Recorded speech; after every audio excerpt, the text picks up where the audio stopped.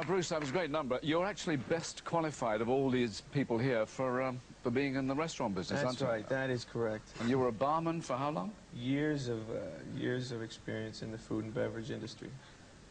Was a bartender, waiter, cook. Not a cook. Was a short order cook. Dishwasher. What was your speciality? Did you die hard cocktails? I used to make drinks. I used to invent drinks. I made up a drink called the Honey I'm Home. That consisted of what? Well, these are secret ingredients, Michael. Of course, I can't. Die Hard. The first time I saw the first one, I was on a plane, which would had turned round with engine trouble. So thank you very much for a most relaxing hour and a half. In today's Times, the Sunday Times, there's a piece that says about you landing a fee for $13 million up front for Die Hard 3. What is the truth of this? The truth of that article? Mm-hmm. I don't even know if there's any truth in there. Are we talking about something that was actually written down? Something that was written in one of these papers? In black and white. In fact, this, I think, is the Daily Mail. It says here, Willis has been offered a guaranteed salary of £13 million to star in Die Hard 3. Right. Can you lend me about $10, sir? You know what do you say? Does anybody here believe what you read in the newspaper? Do you believe it? Just you us. do? No. Come on. Yeah. So it's not true? Well, I don't. I generally you pay much less than that. So I'm not going to ask you two what you think of that $13 million up front. What do you say to that? I think we need his agent. Well, let's have some proof of what you're up to anyway, because the battle at the box office continues with your own contribution, and here's a clip from that. Detective Thomas Hardy. A river full of dead bodies. Well,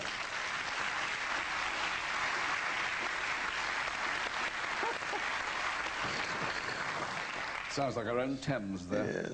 Yeah. Another cop. What's the appeal about cops then? You do a lot of this. You know, they're actually starting to lose their appeal for me. I'm getting sick of carrying guns in movies. But they're, you know, these are the cowboy movies. These are the modern generation of cowboy movies, of good guys and bad guys, and I guess that has a certain amount of appeal. I mean, people keep going. I just get a little tired of all the guns after a while. Mm-hmm. Now, the tradition of action movies with sardonic one-liners, which is what you three are specializing in now, started with James Bond. Did you grow up with Bond? Oh, I did, yes. Yeah. I loved the Bond movies. I think the Bond movies really set the base for all the other action movies, because it had everything. It had, I mean, I would say the beginning Bond movies. The later ones were not that great anymore, but I mean the beginning ones of Sean Connery, and also the other one Roger Moore. That came Roger Moore, and there was one other character that played James Bond. There was some really good ones, but the last 2, 3 I didn't like. But they had great humor, terrific action, and always bigger-than-life things. I mean, it was wonderful, and I think that there's a lot of things that you can copy from that. Yeah, you go along with that slide. Well, yeah, I mean, they're better at it than I am. I mean, there's a certain kind of delivery. I think, you know, really, there's... I don't deliver the one-liner quite as well, so I try to pick and choose a little bit less. So you said 2 lines now. Yeah, I'll tell you, like, Rambo's not exactly a stand-up comic, you know what I mean? It doesn't quite work, him saying, you know, whatever. But I do believe, like you say, you come around in the 90s, when, as some of these films, the violent films, the humor diffuses and lets the audience know right away, let's not take this as serious as it is. It's not intended to be mean-spirited. It's just escapism, but without total roots in reality. Bond was, you all do this, don't you? I mean, Bond shoots something with a harpoon and says, he got the point.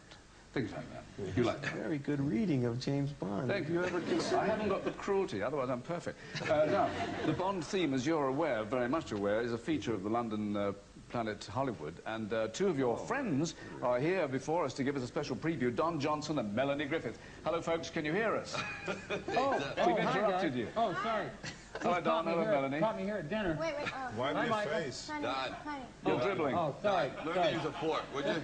Just a little. What have you got to show us apart from the drool? Oh, yeah.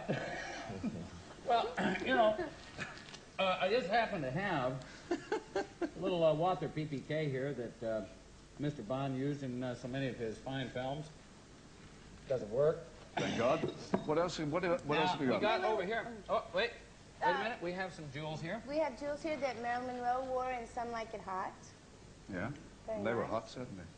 Are you sure that wasn't the 7-year itch? No, the 7-year itch is right over there at the Oh, dress. that's it. Oh, okay.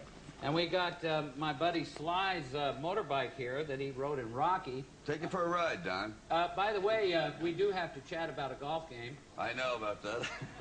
And this is, as you recall, this is Odd Job's hat. And you can see it has the sharp edges on there. Oh, no. Oh, no.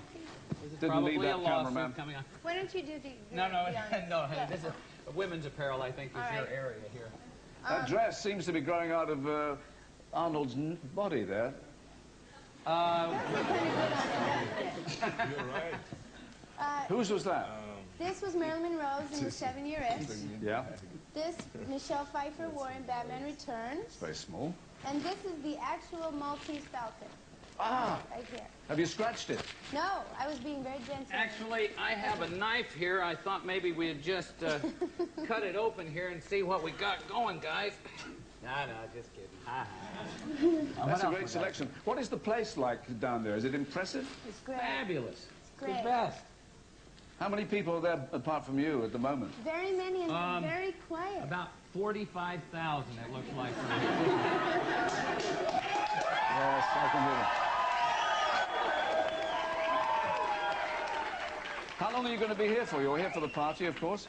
Well, I'm going to be here long enough to take Sly's money on the course. Excellent. And Denny and I are going to go shopping. Oh, my God, Bruce, we're dead. They're going shopping. Well, Now, thank you both very much. we're going back to dinner, if you guys don't mind. Yes, please do carry You're on. doing a great job, really. Keep up the You're good looking work. star. Thank you, Melanie. Thank you, Doctor.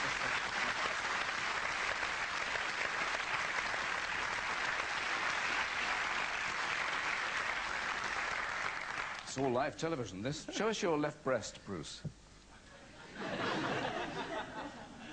No.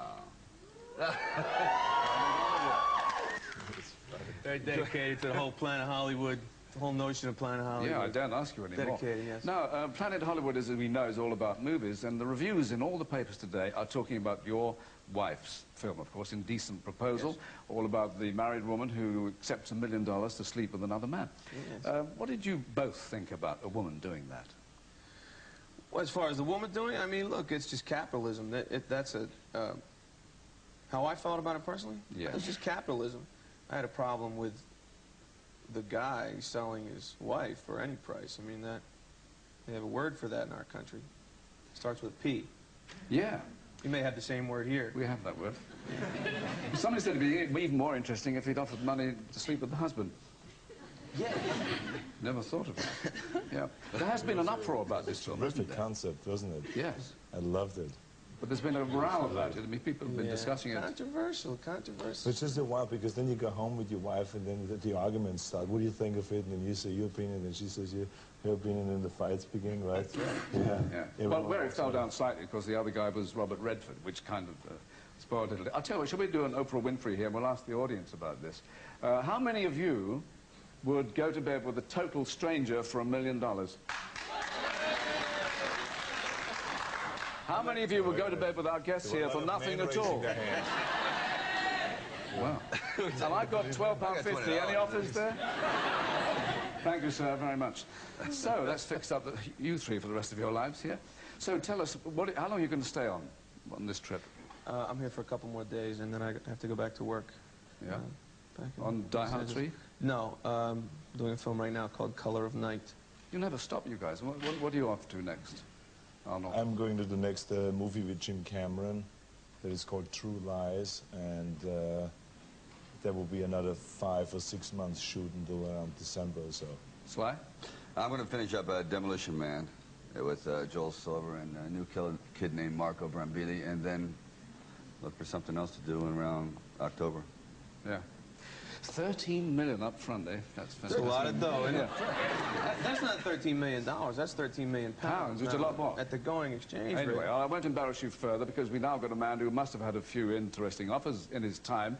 Brian Ferry's new album is called Taxi, and tomorrow he'll be releasing the second single from it. We'll hear it first. Meanwhile, let me say thanks for your company and more power to your elbow, if that's possible, to Bruce Willis, Arnold Schwarzenegger, and Sylvester Stallone.